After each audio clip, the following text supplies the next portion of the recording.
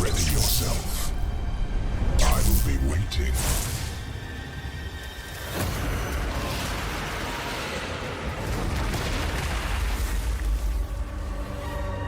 Hi, Zizaran here with another league starter for the upcoming Affliction League, and this is going to be 2 build guides in one. Quite often we just have a league starter that just takes you quite far, but doesn't have like a very good budget or what to do when you get a lot more divines. This is actually going to have that because this is going to be both Toxic Rain and Poison Artillery Ballista, but Poison Artillery Ballista needs quite a lot to switch over, so we've just got 2 in 1 build guide. Now, Toxic Rain Ballista on Pathfinder is an incredibly strong starter, really mobile. It does have the downside of being totem and having delayed damage, so if you don't like those two things, this build guide might not be for you. And it can early on not have the craziest tank because Pathfinder really benefits from quite a lot of gear, but when it is online, it is incredibly strong and it just feels really good. If these builds help you have a great league start for Affliction, please consider subscribing. It does help the channel massively, and thank you so much. Early on, we're starting with Caustic Arrow and Pierce. Very easy to play. You do want to have a Puncture. This is pretty much just for Brutus. This is early on the only thing where you're going to actually want to have Singletary to kill something. So just doing a Puncture on Brutus and then kiting him around while he bleeds himself to death is enough to take care of him. And when you're at Merveil, you will be level 12 and you can do a double Toxic Rain, one on a Ballista and one on self-cast. So we're using Path of Building as normal. Make sure you check out our video on how PoB works if you are not familiar with it. And we have our normal step-by-step levels and showing you exactly where to put skill points. So if you're a new player, you will not get lost in the massive skill tree. Ascendancy points are bundled in here as well. And if you check here on the config, here we have the Pantheon and the Bandit quest as well. Now, if you go to the skills section, you can see that we have grouped it up into different skill sets, making it incredibly easy to follow.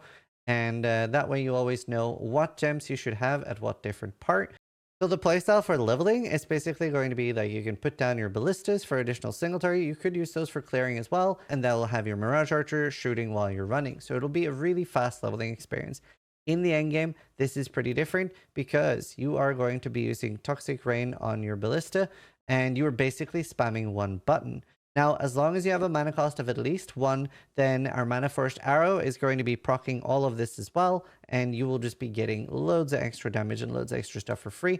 So a very common mistake is to make your mana cost 0, which you need it to be at least 1. We are also going to be using Malevolence on Divine Blessing. This can be 0. And then we have Despair as well that you want to cast on the bosses. We're using Grace, Determination, and Defiance banner. Then we have Blood Rage as well. We have a Molten Shell with Cast on Image Taken and a Flame Dash. Now the required level on Flame Dash, it doesn't need to be very high. You can have a low Flame Dash, but it does, if you want to have it in the same links as Cast on Image Taken, which you don't need to. It's not supposed to work together. But a very easy mistake is to have them linked together and have a, let's say, 38 required level Flame Dash. Then it will not be castable by you, but only with Cast on Damage Taken. So you could either run this as a 3-link setup and have that on the 4th socket, but I just want to make sure because that is an easy mistake to do. Molten Shell and Cast on Damage Taken should both have below required level 38. Blood Rage should have higher than that.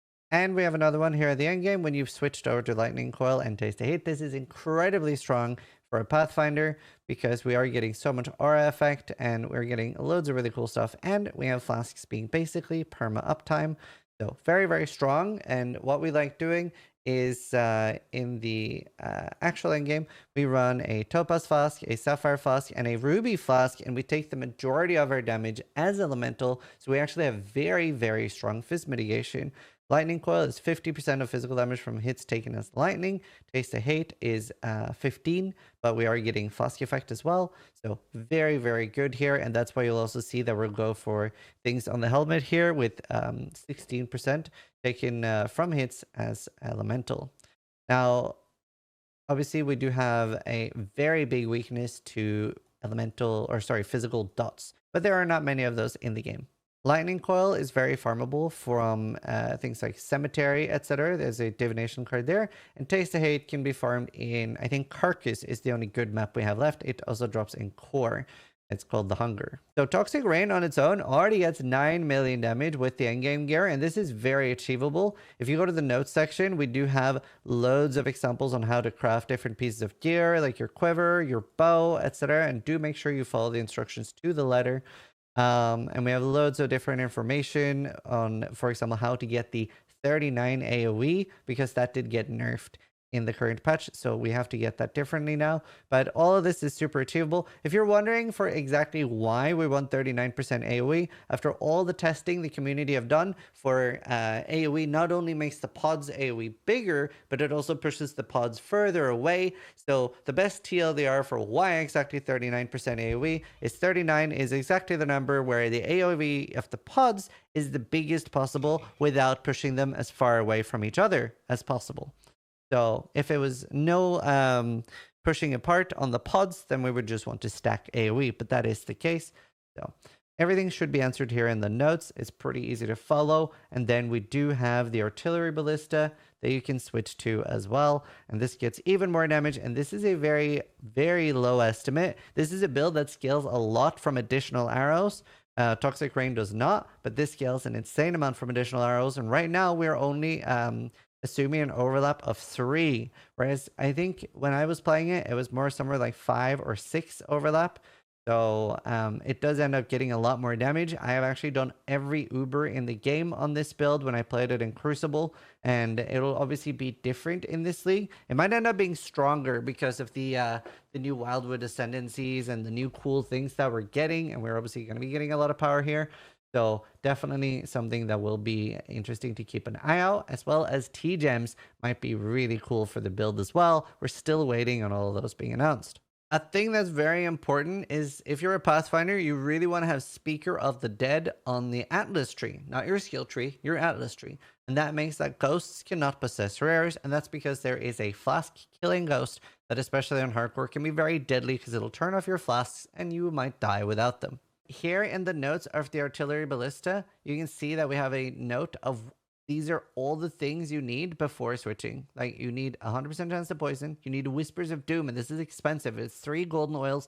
Living in Blight for a few days will get it to you easily, maybe even one day. You need Reservation Reduction, which is either Loathing on Helmet or Enlighten, etc., or the Implicit. And you do need the tincture. This is absolutely mandatory. So stick with TR until you get that, and then you should be able to swap. This is really important because this is a poison build, so this is supposed to be way more endgame. That is why we're showing all the awakened gems, etc. you can have, and everything like that. So this is not supposed to be an early game build. A bow like this is surprisingly craftable with a rug. You really want to just like keep getting like either a short grove or a thicket bow, and in a pinch, you can get like the 1.4 attack speed bows, but you just want really, really high attack speed. And you want to keep adding until you get loads of the different fire, cold, and lightning.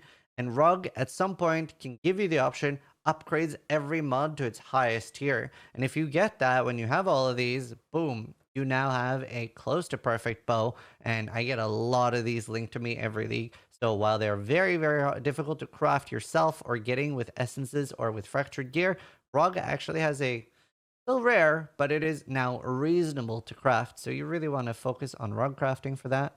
And the 5th flask law here is obviously going to be the tincture that you need. You do want Rain of Splinters for this build. Unlike EA, on this build it actually does damage.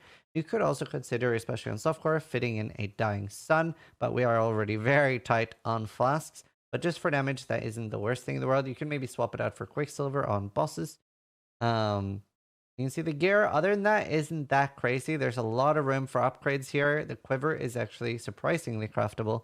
Does end up costing a lot though. And yeah, it's a build that might end up getting some really cool T-gems. Right now we don't have anything special, but I figured we would throw both in as a 2-in-1 build guide because they sort of go hand in hand and isn't a big respec. But Artillery Ballista is very, very expensive. I always make sure to make that our actual league starters are things where you pick stuff off the ground. I've seen some insane league starters where they only have a 40 divine budget for their league starter, and I'm like, this is insane for new players. But anyway, So hopefully this should all be very easy to follow and gives you that further option to transition into something even stronger if you find the things you want and need. So I hope you guys like this, with it having like a follow-up for an even stronger version that you can swap to depending on what you find. And this should be super SSF viable as well. Depends a little bit on how rare the tinctures are, etc. But either way, a really cool thing to chase down and try to get a strong build. This is something I've played quite a lot myself. I've did it 2 different times and just a very fun build, very strong. And especially the Artillery Ballista part doesn't feel as delayed as normal, but it is still a bit of a ramping build on bosses. Everything else was dying pretty much instantly though while mapping, and it just clears really nicely. Pathfinders feel very zoomy to play and are really tanky with high damage. So it's pretty much everything you could want. So thank you guys so much for watching. Sub if you liked the video, but more importantly, try to die less than I do.